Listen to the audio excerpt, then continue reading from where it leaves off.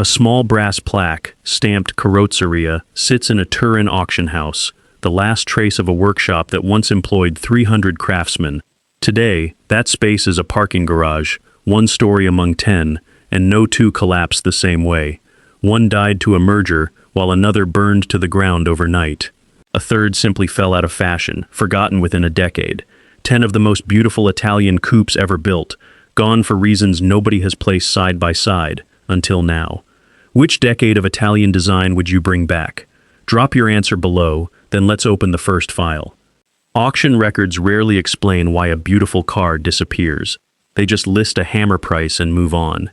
Piece together enough of them, though, and patterns emerge. Not one pattern, but 10 separate ones, each stranger than the last. Start with the 10th entry, the ISO Grifo.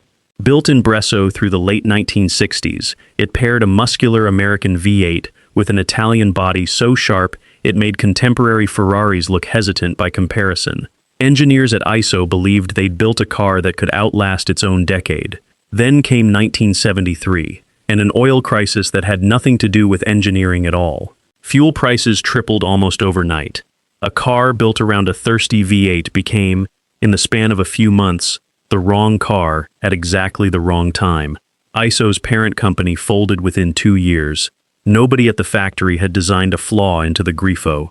History simply changed the rules underneath it.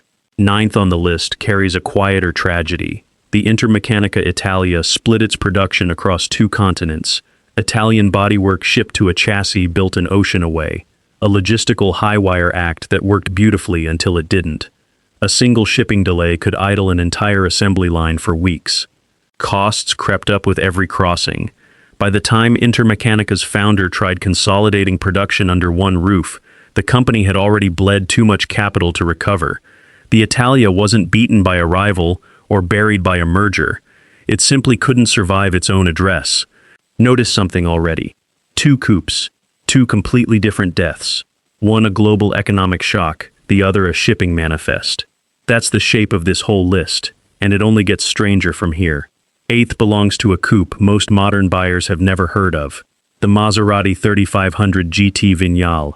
Carrozzeria Vignale, the Turin coach builder behind its flowing lines, had spent decades shaping bodies for Maserati, Fiat, and a dozen smaller marques, employing craftsmen who could hand-form a fender the way a sculptor works clay. Then, in 1968, founder Alfredo Vignale died in a car accident, just months after selling his company to Ford. Picture that boardroom the following week. American executives holding the deed to an Italian institution built on one man's eye, with no clear idea what to do with it. Ford kept the name alive for a few more years, mostly on badges and trim packages. The soul of the workshop, the part that couldn't be transferred on paper, left with its founder. If you're noticing how differently each of these companies fell, that's not an accident. Stick with this list, because the next 4 causes are even less alike, and the reveal waiting at number 1 may be the strangest disappearance of them all. 7th takes a lighter fall, but it stings differently. Moretti built the 850 Sportiva on a humble Fiat platform, wrapping economy car bones in a shape so elegant that period reviewers struggled to believe the price tag. For a brief window in the mid-1960s, small Italian coach builders like Moretti thrived on exactly this trick, dressing modest mechanics in couture bodywork for buyers who wanted style without a Ferrari budget. Tastes moved on. Bigger manufacturers began building their own in-house sporty coupes, cutting out the middleman entirely. Buyers who once sought out a coach builder's badge started trusting factory badges instead. Moretti didn't collapse in scandal or bankruptcy. It simply stopped being necessary, and few noticed exactly when that happened. 4 coupes, 4 unrelated endings. An oil shock, a shipping route, a single death, a shift in fashion. Nothing here points to one villain, one flaw, one company to blame. That absence of a pattern is itself the pattern, and it only gets more complicated once the list turns from mid-table entries toward genuine legends. Numbers 6 through 4 belong to cars most people would call legends, which makes what happened to them even harder to explain.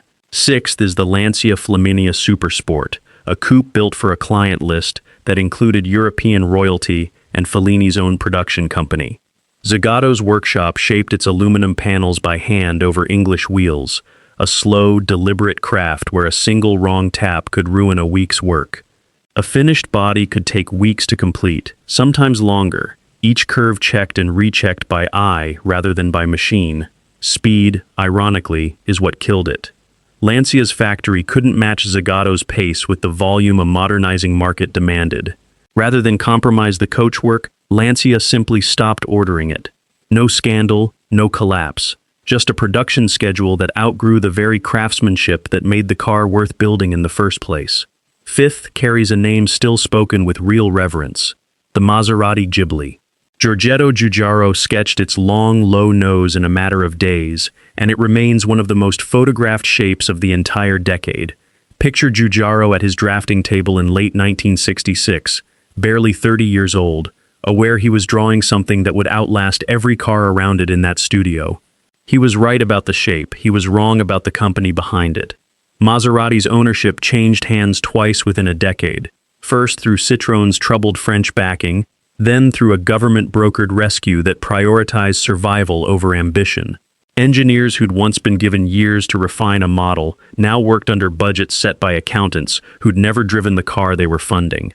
The Ghibli's successor arrived compromised, built to a spreadsheet instead of a vision, and the badge never fully recovered its nerve.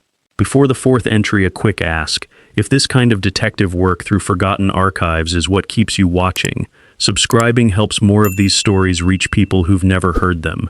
A collector in Modena spent 11 years tracking down a single Ghibli chassis number just to confirm it still existed. That's the kind of devotion these cars still inspire, decades after their factories went quiet. Fourth is where the list turns properly bitter: the Di Tomaso Mangusta. Giorgetto Giugiaro again, this time for a rival studio, building a body around a mid-mounted American V8, stuffed into a chassis never quite engineered to tame it. Owners loved the shape and feared the handling in equal measure. Reviewers of the era praised its drama and quietly warned against pushing it hard in the rain, when the rear end could step out with almost no warning at all. That tension between beauty and behavior might have been solvable with another year of development, another round of suspension testing, another set of engineers given time instead of a deadline. De Tomaso never got that year. Ford's checkbook arrived first, redirecting the company's entire engineering focus toward a very different, much tamer coupe, and the Mangusta was left exactly as difficult and exactly as beautiful as the day it launched. Watch how the causes keep shifting: a craftsman's pace, a boardroom takeover, a rushed engineering job cut short by new ownership. 3 legends, 3 unrelated funerals, and the 3 most beautiful entries on this entire list are still ahead. 3 coupes remain, and each disappearance gets stranger than the one before it. Third is the Bizzarrini 5300 GT, a car built by a man who'd already designed Ferrari's legendary 250 GTO before walking away from the company entirely. Giotto Bizzarrini wanted total control over his next project, down to the last bolt. He got it, and it nearly bankrupted him within 3 years. Building cars by hand, one at a time, in a workshop with no factory backing behind it, meant every unit sold barely covered the cost of the last one built.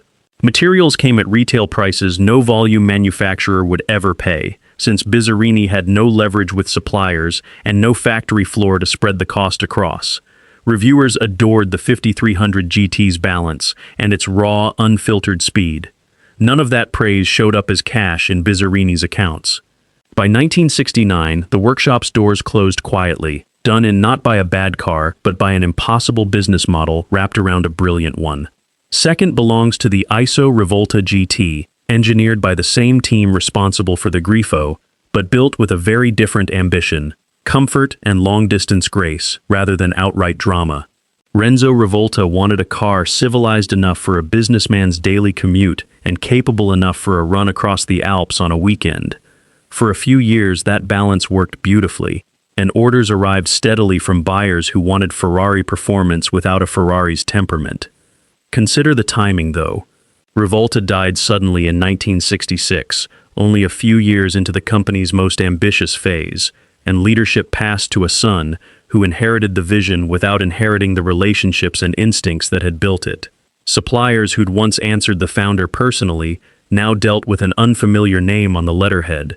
Direction blurred, investment slowed. The same oil crisis that doomed the Grifo arrived a few years later and finished what internal drift had already started, closing a company that had never fully recovered its footing after losing the one man who'd built it from nothing.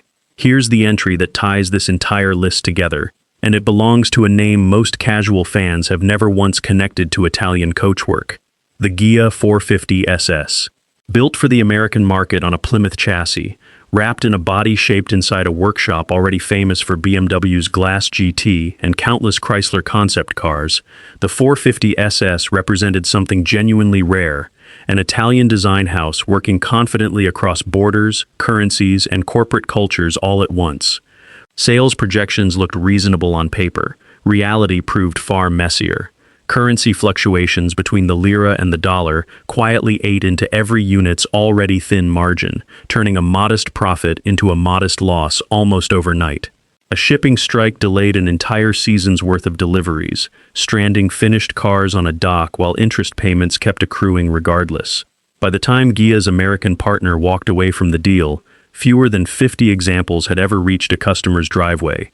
10 coupes, 10 separate obituaries, an oil shock, a shipping route, a founder's death, a fashion shift, a craftsman's pace, a boardroom takeover, a rushed acquisition, an impossible business model, a leadership vacuum, and a currency collapse nobody at the factory could have predicted. Not one of these cars failed because it wasn't beautiful enough. Every single one succeeded at the only job its designers actually set out to do. What connects them instead is something colder than bad engineering. Markets shifted. Founders died at the wrong moment. Currencies moved against contracts signed in better years. Beauty, it turns out, was never the variable these companies failed to control. Timing was, and timing doesn't care how good the car looks in the showroom window. Picture all 10 of these coupes parked side by side in one impossible garage, the kind that will never exist outside an auction catalog. Different decades, different founders, different fatal flaws in the world around them rather than under their hoods. That garage is the real story this list has been building toward the entire time. That brass plaque in the Turin auction house never explained itself. Now you know why. 10 coupes, 10 different endings, and not one of them lost because it wasn't beautiful. There's an 11th that almost made this list, harder to find than any car here. Subscribe, and I'll show you what happened to it.